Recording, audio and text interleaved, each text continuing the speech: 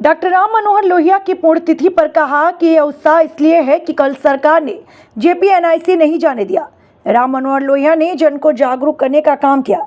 लोहिया के पद चिन्हों पर चलने का हम संकल्प लेते हैं। उत्तर प्रदेश की कानून व्यवस्था पर सवाल खड़ा करते हुए कहा, एनसीआरबी के आंकड़े देखें कि उन आंकड़ों की जानकारी मिलती है कि बीजेपी की सरकार में दलितों के प्रति घटनाएं बढ़ी हैं। इनकी सरकार में लॉ एंड ऑर्डर जीरो है। रायबरेली में हुई घटना पर कहा कि बीजेपी अपनी नाकामी छिपाना चाहती है। सफ़ेद टेबल पर बैठकर सीएम काला झूठ बोलते हैं। हर विभाग में भ्रष्टाचार बड़े पैमाने पर है। हर विभाग में लूट मची है। इनके एनकाउंटर से अगर लॉ एंड ऑर्डर ठीक होता तो सरकार उन अधिकारियों को जिम्मेदारी दी है जो उन्हें राजनीतिक लाभ पहुँचाए। राजनीतिक लाभ पहुँचाने वाले अधिकारियों को ही जिम्मेदारी दी गई है। कानून व्यवस्था कहाँ से सुधरेगा? कानपुर की घटना पर सवाल खड़ा करते हुए एक व्यक्ति जो जेल में है वो मारा भी जा सकता है। बड़े बड़े अधिकारी एक दूसरे को बचाने में लगे हैं। जो सरकार 45 मिनट में कानपुर पहुंचाने का दावा करती थी वो आज अपराधियों को बचाना चाहती है। हम जेपीएनआईसी जाना नहीं चाहते, सिर्फ उसे बिकने से बचाना चाहते हैं। अखिलेश राम मनोहर लोहिया के नाम पर नेताजी के ही समय में बना था। उसके बाद छोटे लोहिया के नाम पर पार्क बना है। ओम प्रकाश राजभर पर निशाना साधते हुए कहा, साइड हीरो और साइड विलन आप तय कर लो। बीजेपी के लोग मुंह से स्वदेशी हैं, मन से विदेशी। चीन से व्यापार क्यों हो रहा? किसान लाठी खा रहा, कोई किसान खाद नहीं दे रहे। हर जगह लाठी चल रही। चुनावी चंदे से ये बिहार जीतेंगे। सबसे बड़ी जातिवादी पार्टी बीजेपी है। कई जिले हैं जहां पीडीए के अधिकारी नहीं, सजाती लोगों को पोस्टिंग दी जा रही। दलितों पर अत्याचार किया जा रहा, उनकी सूची बनाने का काम करेंगे। अमित शाह के मुस्लिम आबादी वाले बयान पर बोले, सीएम घुसपैठिए हैं जिन्हें उत्तराखंड भेज दिया जाए। उसी जोश उत्साह को आज आप देख रहे हैं। आज हम सब लोग डॉक्टर राम मनोहर लोहिया को नमन करते हैं कि जिन्होंने देश की आज़ादी में और देश की आज़ादी के बाद देश को किस रास्ते पर ले जा कर के गरीब, पिछड़े, दलित, शोषित, वंचित लोगों को उनको आर्थिक और सामाजिक सम्मान कैसे दिया जाए, सामाजिक और आर्थिक रूप से उन्हें बराबरी का सम्मान कैसे दिया जाए, नाइंसाफी और गैर बराबरी के खिलाफ डॉक्टर राम मनोहर लोहिया ने जीवन भर संघर्ष किया। आज के दिन जब हम लोग उनको याद कर रहे हैं तो यही संकल्प लेते हैं कि उनकी सप्त क्रांति और जो उन्होंने नाइंसाफी को लेकर के और गैर बराबरी को लेकर के जो लगातार शोषण हो रहा था समाज में, उसको लेकर के जन के बीच में जाकर के उन्होंने जागरूक करने का काम किया। आज हम सब लोग संकल्प लेते हैं कि डॉक्टर राम मनोहर लोहिया जी के सिद्धांतों पर चल करके, उनके बताए हुए रास्ते पे चल करके, नाइंसाफी को लेकर के और सप्त क्रांति का आंदोलन जो उन्होंने दिया उसको जन जन तक पहुंचा करके पीडीए समाज को आर्थिक और सामाजिक सम्मान दिलाने का काम हम लोग करेंगे। अध्यक्ष जी, जिस तरह से कानून व्यवस्था की बात की जाती है और राजधानी में ही एक गैंगरेप की घटना आई है बंथरा से, दलित मामला, अगर हम एनसीआरबी के आंकड़े देखें, उन आंकड़ों में ये जानकारी मिलती है कि सबसे ज़्यादा दलितों के ऊपर अन्याय और ऐसी घटनाएं लगातार भारतीय जनता पार्टी की सरकार में बढ़ी हैं। अभी हाल ही में हम लोगों ने देखा कि वाल्मीकि समाज के एक बेटे को किस तरीके से पीट करके उसकी जान ले ली गई। और आज जो आप जानकारी दे रहे हैं, इसी तरह प्रदेश भर की जो जानकारियां मिलती हैं उसमें बड़े पैमाने पर दलित समाज और खासकर पीडीए समाज के साथ अन्याय हो रहा है।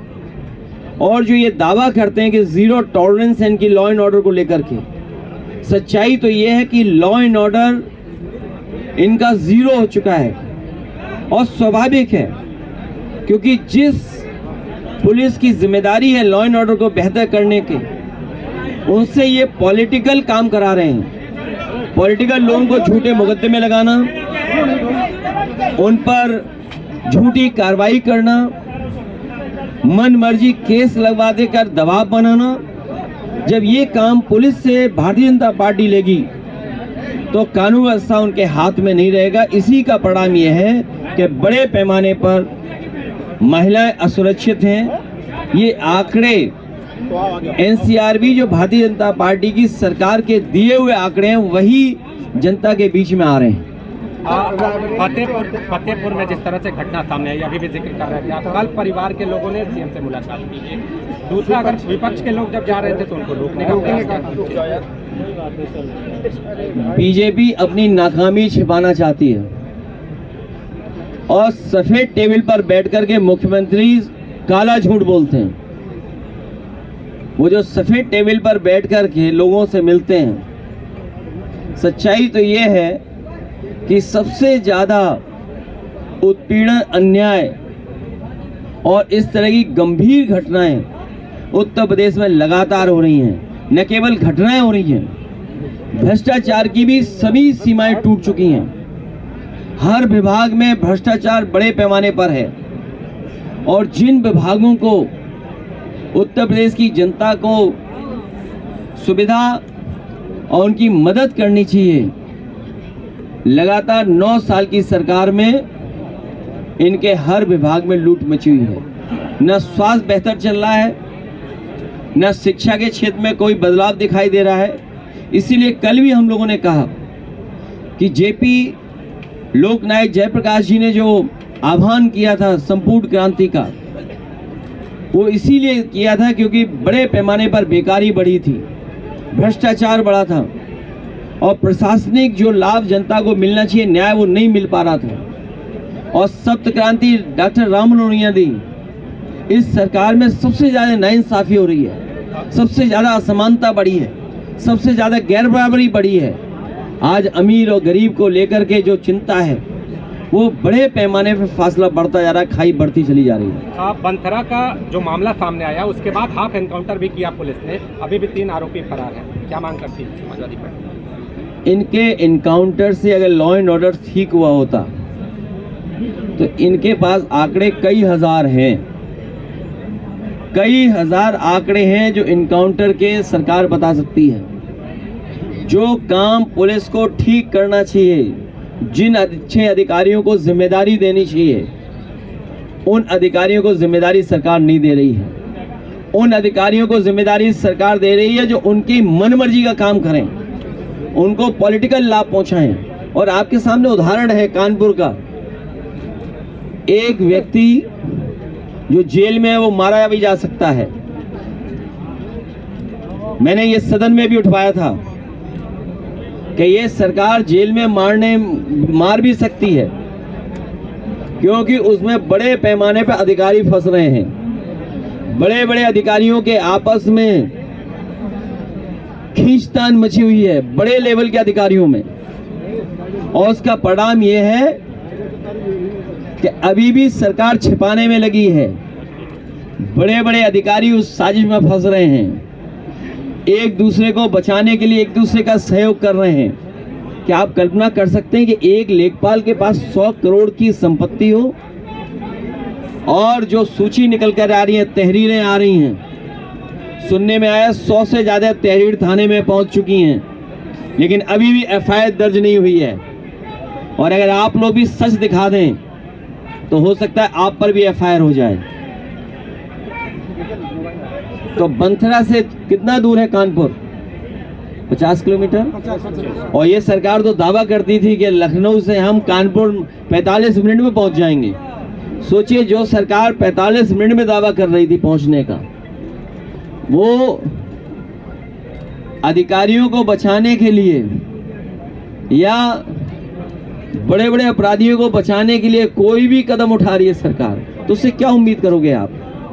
इन्हें काम तो करना नहीं है। इन सरकार को पता लग जाए इन पेड़ों से समाजवादियों को लाभ पहुंच रहा है तो ये पेड़ कटवा देंगे। ये जेपीएनआईसी जो बेचने की कोशिश कर रहे थे। मैं एक बार फिर बधाई देना चाहता हूं। अच्छा, अगर अभी हम मन मना ले जाने के लिए JPNIC, कैसे रोक लेगी पुलिस?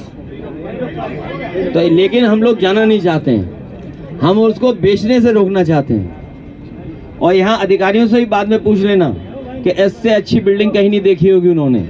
ये तो गांव से बेचारे भर्ती हो गए बहुत सारे साथी, इन्होंने इतनी ऊंची बिल्डिंग भी नहीं देखी होगी।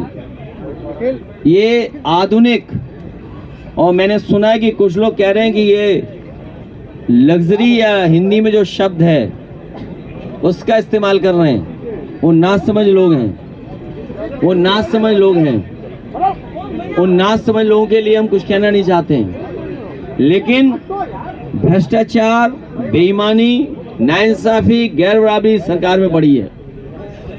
बिहार के इलेक्शन को लेकर के आज